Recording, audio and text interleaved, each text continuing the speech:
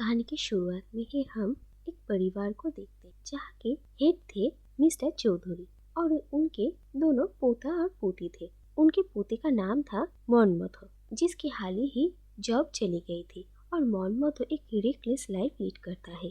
उसका ना ही घर से जाने का कोई पता था ना ही घर में आने का। और इस बात से मिस्टर चौधरी काफी परेशान थे। लेकिन मॉनमथो की छोटी बहन नौंदा और उनके घर में रहने वाले हेल्पिंग हैंड शिवक हमेशा मॉनमथो को मिस्टर चौधरी के हाथों से बचाते हुए आए हैं। ऐसे ही एक दिन मॉनमथो रात को घर में देर से आने वाला था और नौंदा अपने बड़े भाई के लिए इंतजार कर रही। तभी शिवक को लगता है कि उनके घर में कोई चोर घुस गया है और पूरे घर में उथल पुथल मच जाती। और जब सबको फाइनली ये रियलाइज होता है कि कुछ भी चोरी नहीं हुआ और घर में कोई नहीं है, फिर सब अपने अपने कमरे में चले जाते हैं। और जब नौंदा अपने कमरे में आती है तो वो देखती है कि उसके कबर्ड में सचमुच एक आदमी छुपा हुआ है। और वो आदमी नौंदा को रिक्वेस्ट करता है कि वो ना चीखे, और नौंदा भी उसकी बातों को मान लेती है। फिर वो आदमी कहता है कि दरअसल उसके पास कोई नौकरी नहीं है, लेकिन उसे तो जिंदगी बितानी है, इसीलिए ही उसे चोरी करना पड़ता है। और ये सारी बातें सुनकर नौंदा को थोड़ा बुरा लगता है और वो उस आदमी को पूछती है कि अगर उसे कोई ढंग की नौकरी मिलेगी तो क्या वो चोरी करना छोड़ेगा। और वो कहता है कि जरूर।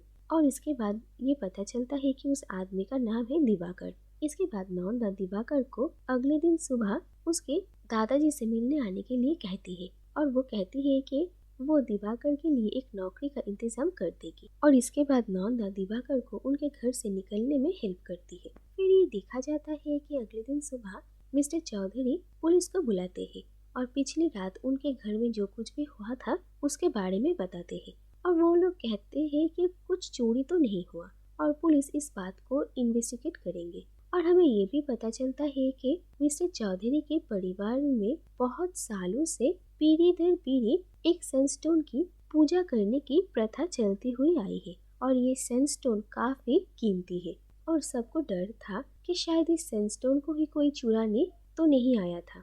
इसके बाद हम देखते हैं कि दिवाकर वहां पर पहुंचता है और मिस्टर चौधरी के साथ उसकी मुलाकात होती है।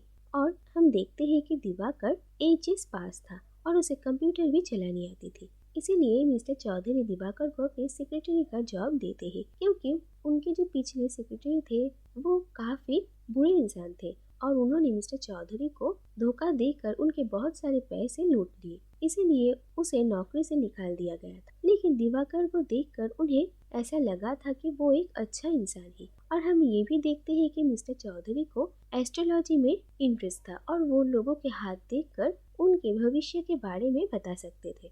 जो भी हो, इसके बाद दिवाकर को इसी घर में नौकरी मिल जाती है और उसे इसी घर में रहने के लिए कमरा भी दिया जाता है और दिवाकर यहाँ पर रहने के लिए आ जाता है। और नौंदा दिवाकर को एक और बार वार्निंग देती है और वो कहती है कि वो दिवाकर को एक बार सुधरने का मौका दे रही है और दिवाकर उसके भरोसे का नाजायज फायदा ना उठाए। दूसरी तरफ हम देखते हैं कि नंदा के बड़े भाई मॉनमथो लिली नाम की एक कॉन गर्ल से प्यार करता था और लिली मॉनमथो को अपनी बातों में फंसा रही थी। दरअसल लिली और उसके साथ दो आदमी मिलकर मॉनमथो के जरिए उनके घर में जो सनस्टोन है उसे चुराने वाले थे और इसीलिए वो लोग मॉनमथो को अपने इशारों पे नचा रहे थे। दूसरी तरफ हम देखते हैं कि दिवाकर धीरे धीरे मिस्टर चौधरी के यकीन जीतता है और वो अपना सारा काम संभाल लेता है। और दिवाकर को अपने दादू के इतने करीब आते हुए देखकर मॉनमथो को बिल्कुल अच्छा नहीं लगता और वो दिवाकर को बिल्कुल भी पसंद नहीं करता था। इसके बाद देखा जाता है कि एक दिन मिस्टर चौधरी नंदा के लिए एक गोल्ड नेकलेस बनवाते हैं जो कि काफी खूबसूरत था और कीमती भी। और मॉनमथो को भी वो नेकलेस अच्छा लगता है और वो लिली को इम्प्रेस करने के लिए वो नेकलेस चुरा कर लेकर जाता है। और जब नौंदा देखती है कि उसका नेकलेस गायब है तो उसका शक दिवाकर पर ही जाता है और वो दिवाकर को कन्फ्रंट करती है। लेकिन दिवाकर नौंदा को कहती है कि वो एक दिन के अंदर ही वो नेकलेस नंदा को ला कर देगा। और इसके बाद हम देखते हैं कि दिवाकर मॉनमथो और लिली पर नजर रखता है और वो देखता है कि मॉनमथो ने वही नेकलेस लिली को दिया है।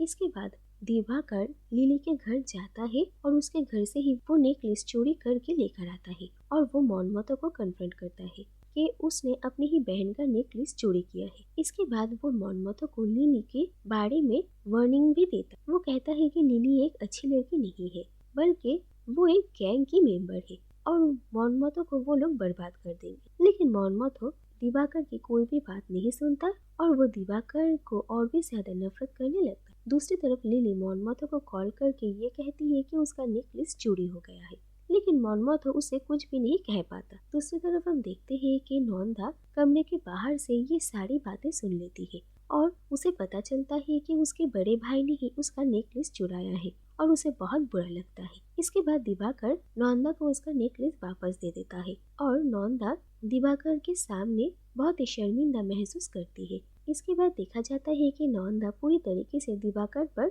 भरोसा करने लगती है और शायद वो धीरे धीरे दिवाकर को पसंद भी करने लगती है। दूसरी तरफ ये देखा जाता है कि नोंदा की शादी की बात चल रही थी, लेकिन मिस्टर चौधरी नोंदा के हाथ देखकर ये कहते हैं कि अगले 3 साल में नोंदा की शादी की कोई योग ही नहीं है। और दूसरी तरफ वो दिवाकर के हाथ देखकर ये कहते हैं कि दिवाकर आगे चलकर जेल जाने वाला है। जो बात सुनकर नोंदा और दिवाकर दोनों ही थोड़ा डर जाते हैं। इसके बाद ये देखा जाता है कि एक दिन नोंदा और दिवाकर शॉपिंग करने के लिए गए थे और वो दोनों एक दूसरे के साथ टाइम स्पेंड करते हैं। लेकिन वो लोग जब घर वापस आते हैं तो वहाँ पर पुलिस ऑफिसर मौजूद थे और वो कहते हैं कि उस दिन जो चोर उन लोगों के घर में घुस गया था वो बहुत दिनों से चोरी कर रहा है और वो अकेले काम करता है। ये बातें सुनकर नंदा को फिर से दिवाकर पर शक होने लगता है और वो दिवाकर को कहती है कि वो एक गलत इंसान है और कहीं वो उन लोगों का भरोसा न तोड़ दे।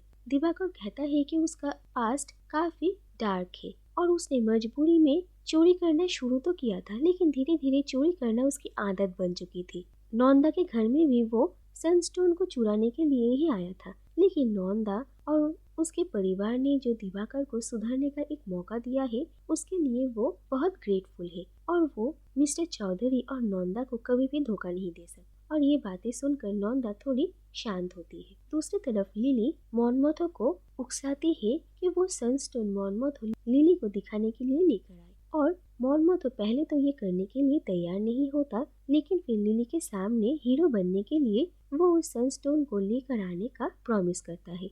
दूसरी तरफ दिवाकर मोनमोथो और लिली के ऊपर नजर रखे हुआ था और वो लोग क्या कर रहे हैं इसके बारे में भी दिवाकर को पता था। इसीलिए जिस दिन रात को मोनमोथो वो सनस्टोन अपने घर के मंदिर से चुरा कर लेकर आता है और वो लिली के घर जब पहुंचता है तब वो देखता है कि लिली के साथ 2 आदमी और मौजूद है और वो लोग मोनमोथो को बेहोश कर देते हैं और उससे सनस्टोन छीन लेते हैं। लेकिन इसके बाद ही वहाँ पर दिवाकर पहुँचते हैं और वो उन सब को गन पॉइंट पे ले लेता है और मोनमोथो को जब होश आता है तो वो मोनमोथो को नंदा को कॉल करने के लिए कहता है और फौरन इसी जगह पर आने के लिए कहता है। और इसके बाद देखा जाता है कि दिवाकर अपनी गन मोनमोथो के हाथों में दे देता है और वो खुद लिली और उसके गैंग के साथ खड़ा हो जाता है। दरअसल वो सबके सामने ये दिखाने की कोशिश कर रहा था कि वो लिली एक गैंग में है और उन सब ने मिलकर ही सनस्टोन चुराने का प्लान बनाया था, लेकिन मोनमोथो ने उन लोगों को रंगे हाथों पकड़ लिया है। और दिवाकर का ये असलियत देखकर मिस्टर चौधरी को बहुत बुरा लगता है, लेकिन वो यकीन ही नहीं कर पा रहे थे कि दिवाकर इतना गलत इंसान है। दूसरी तरफ नोंदा को ये बात समझ में आती है कि दरअसल दिवाकर ने उसी के ही बड़े भाई और उनके घर के मान सम्मान को बचाने के लिए ही ये किया है और वो बहुत ही इमोशनल हो जाती है। दूसरी तरफ मोनमोथो को भी अपनी गलतियाँ समझ में आती है। इसके बाद दिवाकर लिली और उसके गैंग को पुलिस अरेस्ट कर लेती है और हम देखते हैं कि मिस्टर चौधरी अभी भी दिवाकर चोरी कर सकता है ये बात यकीन कर ही नहीं पा रहे थे और वो न्यूज़पेपर में देखते हैं कि दिवाकर को 3 साल का सजा हो चुका है। दूसरी तरफ हम देखते हैं कि मोनमोथो को बहुत बुरा लग रहा है कि उसके वजह से दिवाकर को जेल की सजा भुगतनी पड़ रही है और मोनमोथो नोंदा को लेकर दिवाकर से मिलने जाने वाला था और मोनमोथो को ये भी समझ में आता है कि दरअसल दिवाकर और नोंदा एक दूसरे से प्यार करते हैं। और इसके बाद वो लोग मिस्टर चौधरी को कहते हैं कि वो लोग एक खास दोस्त से मिलने के लिए जा रहे हैं और मिस्टर चौधरी समझ जाते हैं कि वो लोग दिवाकर के बारे में बात कर रहे हैं और वो नोंदा को कहते हैं कि वो अपने उस स्पेशल फ्रेंड को ये कहे कि नौंदा की शादी अगले 3 साल तक नहीं हो सकती, जिसका मतलब ये है कि मिस्टर चौधरी नौंदा की शादी दिवाकर के साथ ही करवाएंगे। और ये बात सुनकर नौंदा खुश होती है और इसी के साथ ये कहानी यहीं पर ही खत्म हो जाती है।